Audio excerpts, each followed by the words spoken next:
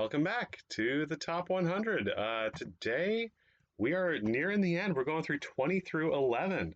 Before I get there, a couple of things. We got some big games. Hard to one you can probably even see in the corner of the screen because I just don't have the space to line everything up and show it to you one at a time. Um, Before I get there, I will say it was good to hear from some people who I asked at the end of the last video, like who's watching the channel. And shout out to Aaron. Good to hear from you, Aaron. Aaron, what's the name of that game that we used to play that had like a biblical theme and you were looking for these biblical artifacts? And I remember very little else about it. Let me know what that is. I want to look it up on Board Game Geek because I remember nothing about it other than very few things. Um, a side note, though, something very unfortunate has happened. My last video got like twice as many views as any of my other videos, or something like that. Not a lot. Don't worry. I'm not hitting the big time or anything like that. But the problem is, I think it got that many views because I asked people to like comment and tell me like where they're watching from or how you found my channel. Um, so this is really bad news because it means that the YouTubers who say things like smash that like button or ring the bell and things like that, that they're right. You do get more engagement. You do get more views when people do those things. Luckily, I will not be asking you to do those things because I really don't care about the success of this channel. This is really just for fun. I may do reviews sometime in the future. Who knows? Regardless, I'm just having fun having this and especially doing my top 100 every year. Shouldn't waste any more time. Let's get into it. Number 20. Oh, and within this 10, I should say, there's only one new one. Um, but that's not number 20. Number 20 it's been on the list all the years. It started at number 3, has slowly declined. This is a bit of a, oh, how the mighty have fallen. This is Scythe. Um, it's number 20. It's still really good. Here's the thing with Scythe. This is an amazing game, an amazing system to discover. Um, there are all these different factions. They play differently. They have special abilities. There's all these different maps that kind of lend yourself to playing in different ways. There's some randomness, especially with the encounters that lends you, like, directs you to go into certain things. You can play the game in a lot of different ways. There's several expansions I have. The Rise of Fenris campaign is amazing. One of the best, if not the best campaigns I've ever done. I've done it like 3 times because it's completely resettable. Great game. I have played this game, I checked, 43 times according to my logs on Board Game Geek. I log my games almost all the time. Sometimes I forget. So I played this game at least 43 times. And in a lot of ways, I feel like I've seen what it has to offer. And maybe that's a horrible way to think about a game that I love so much, but I'm just not as into playing it anymore. Still really good, still rated number 20. There is a new game coming out this year that has a new faction for Scythe, and it's like a two-player game. It's like Scythe versus Expeditions, which is the sequel to Scythe that I bought and then got rid of. Maybe that'll bring my enjoyment of Scythe back up a little bit. But on the whole, great game. I just don't play it anymore. Also, there are 3 games that are higher than Scythe on the top 100 that I have played more times than Scythe. The game I played the most is Keyforge, and that was earlier. That was in the last list, number 22. Um, but yeah, Keyforge is like 86 plays or something like that. Crazy. That was Scythe.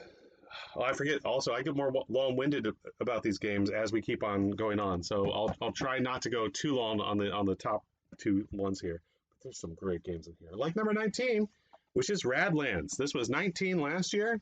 It was 19 back in 2024. It is not Rift Force. It is, in fact, Radlands. That's an in-joke for all my many viewers. Radlands is the highest game in my top 100 that is 2-player only. This is the best of the head-to-head. The rules are fairly simple, but all the cards change the rules in some sort of way. Kind of like Magic the Gathering in some ways. Summoner Wars is like this. Last time I talked about Keyforge, like a couple of those. This is, in my opinion, the best of them. And the reason for it is this game is all about tempo.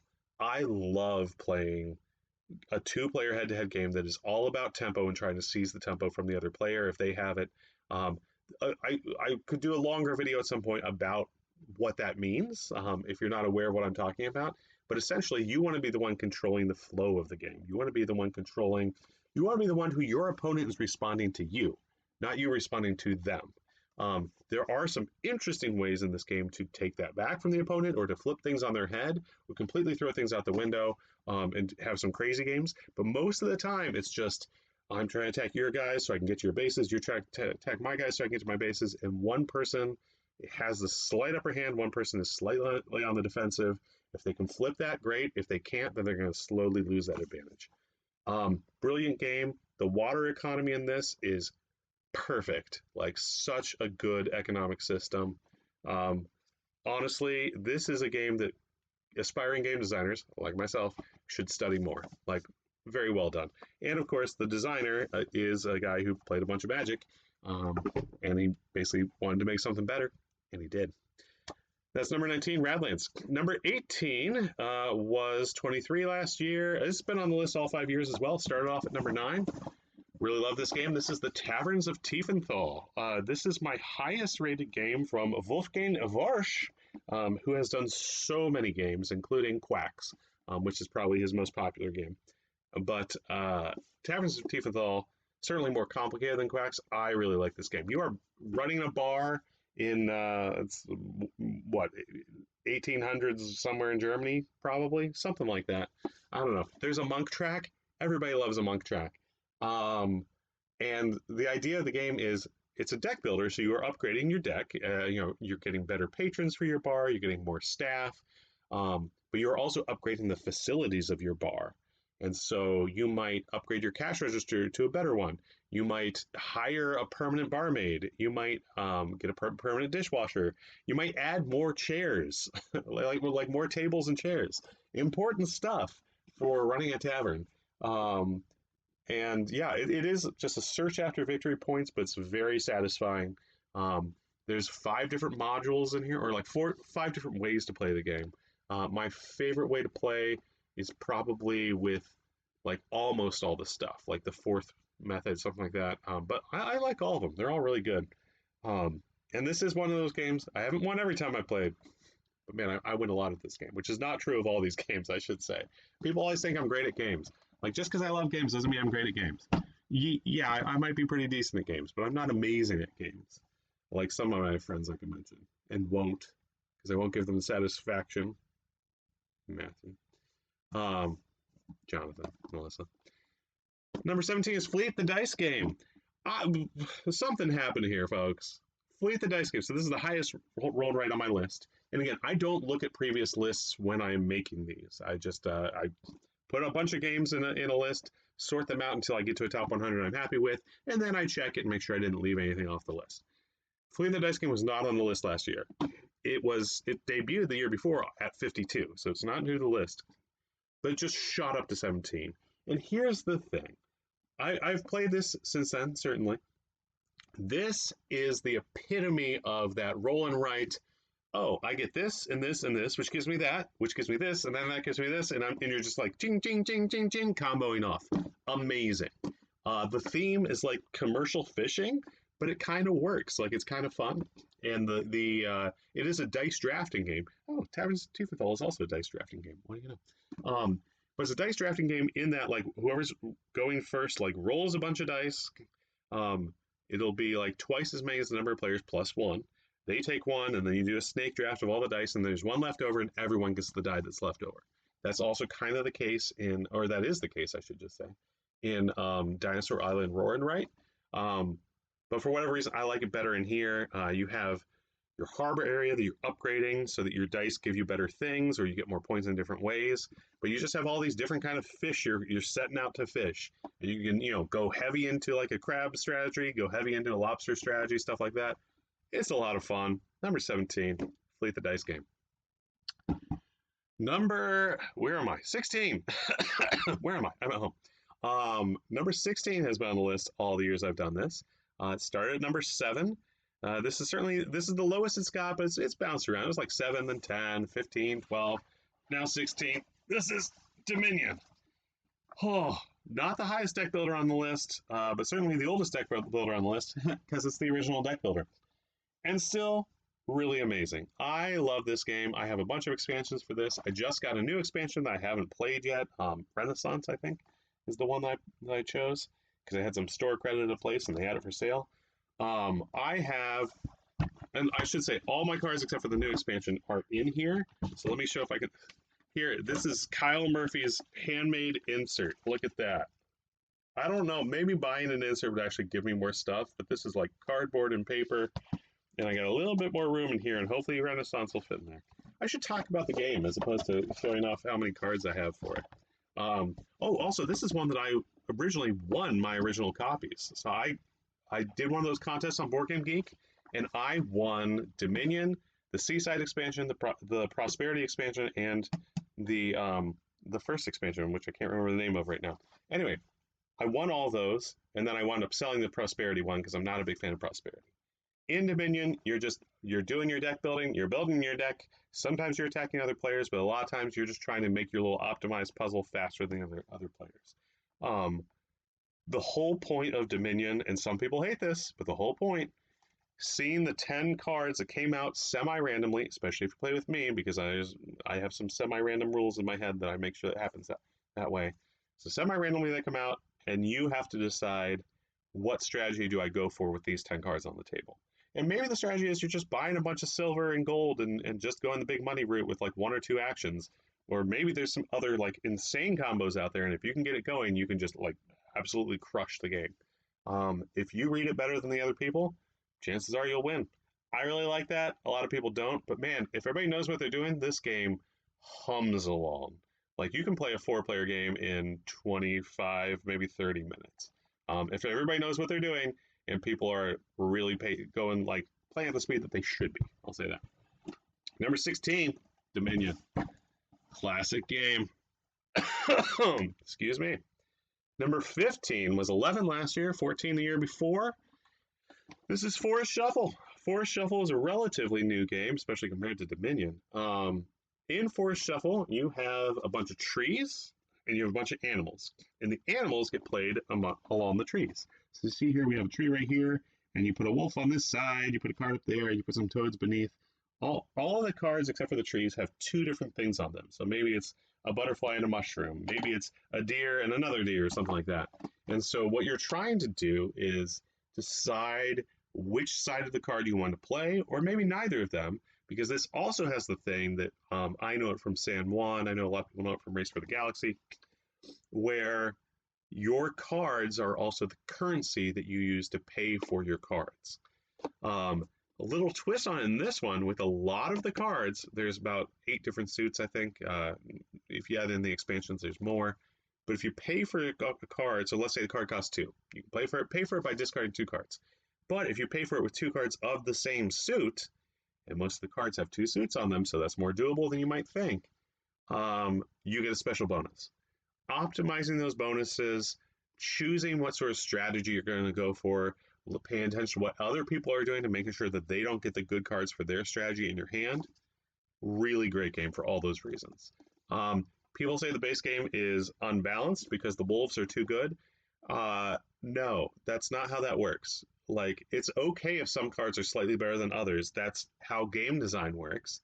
And if you know that the wolves are better than others, when you teach the game to people, you tell them that, and you're like, if you get a lot of deer and you get a lot of wolves, you'll probably win the game. So then make sure no one gets that.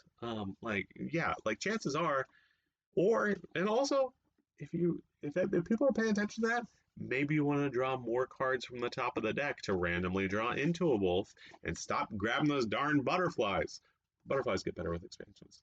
I'm going off on a rant on this, so maybe I'll save it for a video just about Forest Shuffle one of those days when I have time, which will be never, since I now have a child, and he's the best. That's number 15, Forest Shuffle. Number 14. Oh, man, what a great game. So this is kind of where I'm dividing I'm putting a line above 14. I'll talk about that when I get to 13. Number 14 was 16 last year. It's innovation. This has been on the list all 5 years. It started at number 5, has certainly fallen a little bit from then. Even more so than what's that? It's right here. Beyond the Sun. Huh. Funny how you remember where things are, but not the name of them. Even more so than Beyond the Sun, this is Tech Track, the board game. You remember Civilization 2 or 3 or 5 or 6, I don't know, whichever one you like the most.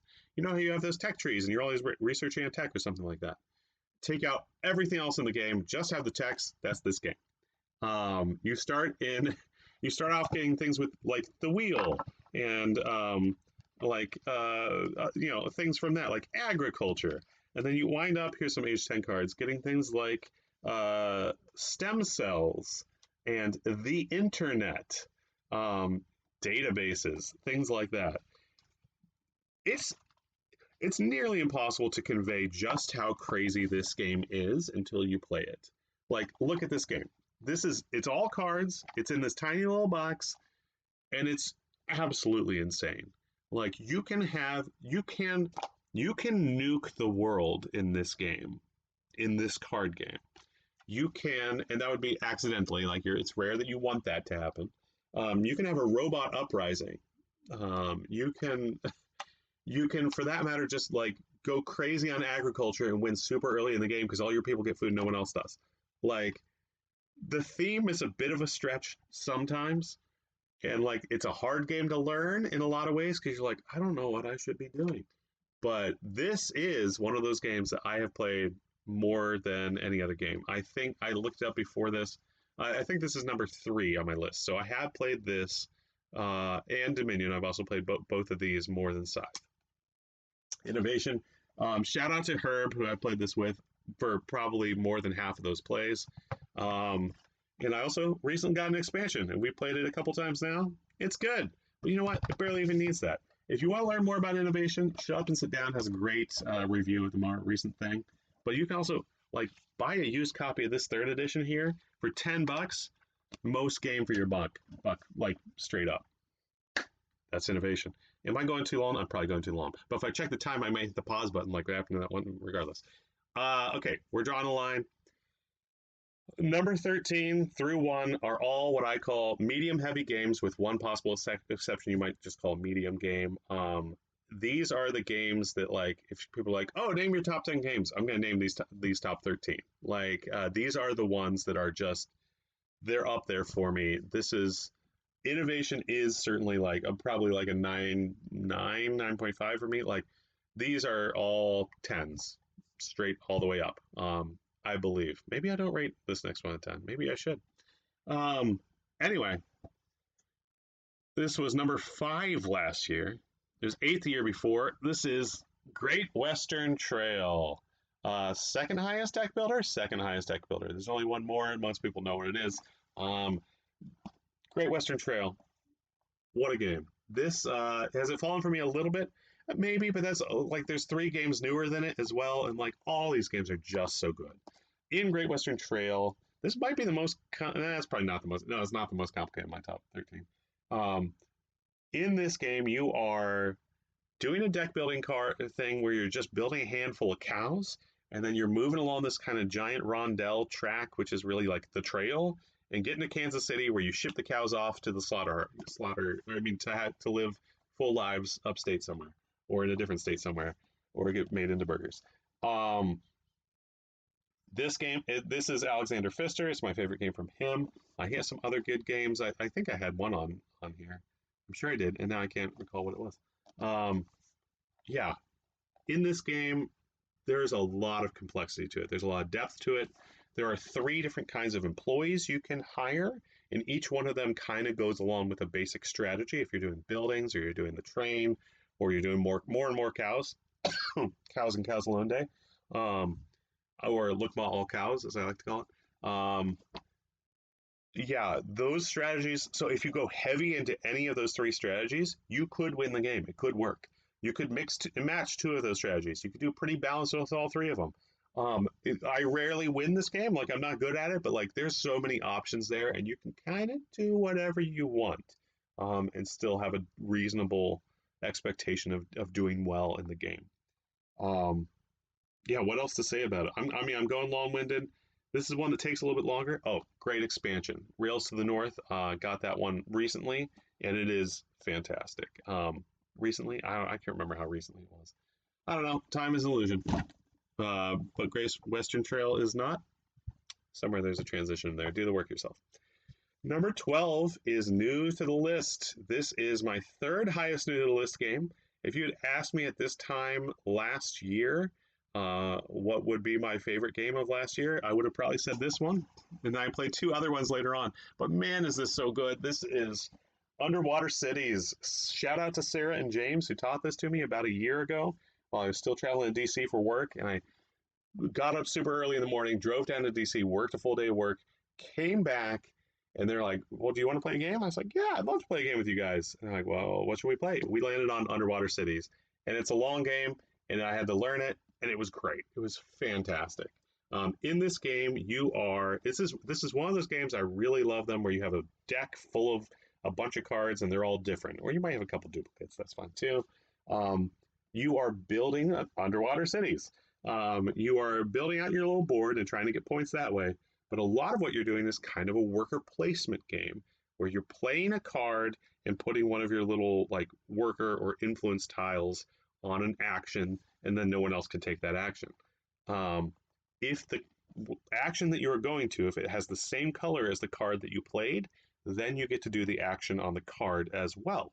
So it's this interesting optimization of getting the right cards, following the way that your cards are trying to get you to go, and like seeing where the tactics kind of lead you, but then also making sure that you're going to the worker placement spots that give you the stuff that you need to do well, to feed your people. Listen, games love feeding their people, that's for sure. Um, and yeah, it's really really cool. I have only played it a couple of times. I need to play it more often. Um, yeah, big fan. Underwater Cities. Vladimir Suchi. I can't remember what else of his I've played, but yeah, I know he's a well-known designer. Um, and finally today, which is good because my voice is going out. Number 11 was 8 last year. It was 7 the year before that. This is Concordia.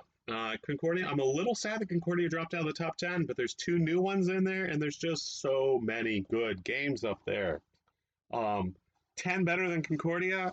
Imagine. Concordia is trading in the Mediterranean. This is Eurogame, the Eurogame. Um, but like that doesn't do it justice. You have this kind of beige board, you have these resources you're getting, and then you're expanding and putting trading posts everywhere. But the way you do that is you have a hand of cards, and this is kind of a building your hand kind of game. Where I'm saying kind of a lot today. Why is that? Must be kind of on my mind. Um, Bad. Uh, so, but yeah, so you have this hand of cards. The hand of cards allows you to take different actions. So on your turn, you are just playing one of your cards and doing what it says. It might give you more resources. It might allow you to expand. It might let you buy new cards to add to your hand so you can do more actions. Um, that is a really interesting system. I really like that. One of the things that's best about this game, though, is that the primary way you get resources is by playing a card whose name escapes me right now. It allows you to produce everything in a region, and you get one extra bonus resource there.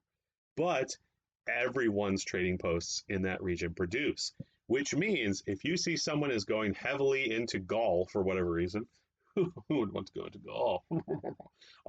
Then you should also put something in Gaul if you can, even though it might be a little bit more expensive because they're already there. But you're going to get that passive drip of resources that is going to allow you. Passive drip is a good put down for somebody. Yeah. Oh, you passive drip. Clearly, I'm losing my mind and I need to end this video.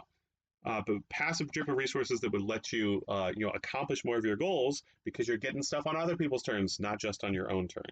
Has a very pleasant build up to the game, where early on you're doing very little, and then later on in the game you're like, I got so many resources, I got to do stuff, I got to spend these, I got to move places. Oh, the game's over. Um, Ends at exactly the right point too. I'm a big fan of this game. There is a new deluxe edition coming out from Awakened Realms with AI art, so I'm not interested in that. Also, it doesn't need it. This is totally fine. Get off your high horse, people, and play beige games. They're still good. Damn it. And with that, I will end. Thank you so much for staying with me. Oh, this was too long. Too long. I just looked at the time. I appreciate you all for staying with that. And the last one will probably be even longer. Have a good one. Bye.